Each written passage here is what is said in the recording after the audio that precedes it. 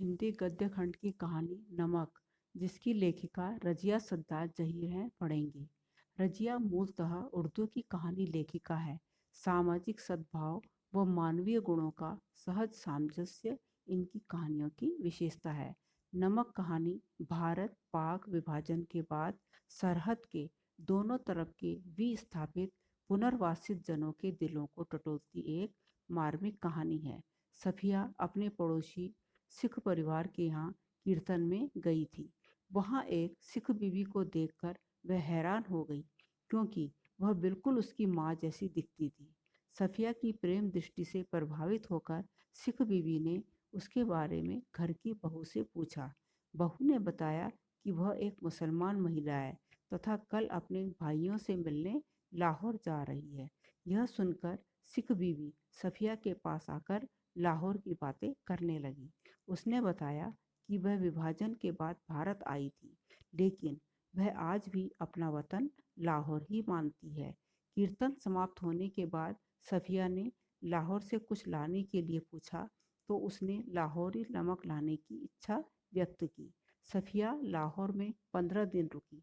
अपने भाइयों और दोस्तों के प्यार और सौहार्द में 15 दिन कब बीत गए उसे पता ही नहीं चला।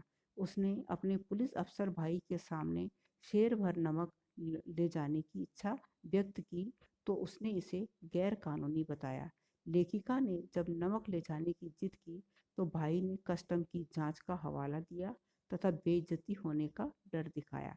लेखिका प्रेम की भेंट को चोरी से नहीं ले जाना चाहती थी, लेकिन जब कोई उपाय नहीं सूझा तो उसने सोचा कि कीनों की टोकरी में ही नीचे वह नमक की पुड़िया छिपा देगी, क्योंकि कस्टम वाले फलों की जांच नहीं करते, और इस तरह नमक का उपहार सुरक्षित सिख बीबी के लिए ले जाएगी। सभी सामान की पैकिंग करने के बाद वह सो गई। वह स्वप्न में भी लाहौर के सौंदर्य व सगे संबंधियों को स्वप्न में देख रही थी। यहाँ उसके 3 सगे भाई, चाहने वाले दोस्त, नन्हे नन्हे भतीजी भतीजियाँ थे।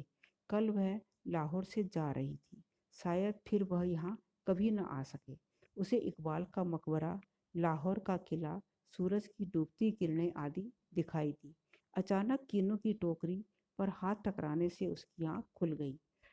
कीनों की टोकरी देते हुए उसकी दोस्त ने कहा था कि यह हिंदुस्तान व पाकिस्तान की एकता का मेवा है। फर्स्ट क्लास के वेटिंग रूम में बैठी सफिया सोच रही थी कि आसपास टहल रहे लोगों में सिर्फ वही जानती थी कि टोकरी में किनुओं के नीचे नमक की पुड़िया है। जब सामान कस्टम जांच के लिए जाने लगा, तो उसने फैसला किया कि मोहब्बत का यह तोहफा वह चोरी से नहीं ले जाएगी। उसने जल्दी से पुड़िया निकाली और अपने हैंडबैग में रख ली।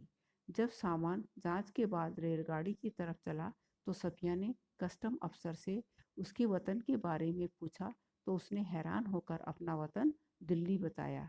उसने अपने हैंडबैग से नमक की पुड़िया निकालकर मेज पर उसके सामने रख दी तथा सारी बात बता दी। उसकी कहानी सुनने के बाद कस्टम अधिकारी ने पुड़िया सफिया के बैग में वापस रख दी तथा कहा कि मोहब्बत तो कस्टम से इस तरह गुजर जाती है कि कानून हैरान रह जाता है।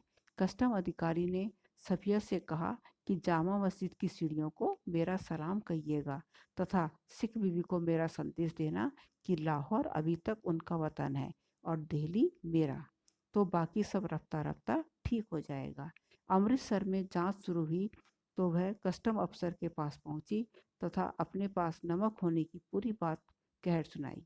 उसने सफिया को अपने मित्र द्वारा उपहार में दी गई किताब दिखाई, जिस पर लिखा था शमसुल इस्लाम की तरफ से सुनील दास गुप्ता को प्यार के साथ, ढाका 1946। सफिया के पूछने पर उसने अपना वतन ढाका बताया और चलते वक्त उसने पुड़िया सफिया के बैग में रख दी। जब सफिया अमृतसर के पुल पर चढ़ रही थी, तब वह सबसे निचली सीढ़ी के पास सिर झुकाए चुपचाप खड़ा था। लेखिका सोच रही थी किसका वतन कहाँ है, कस्टम के इस तरफ या उस तरफ। तो ये था पाठ का सारांश।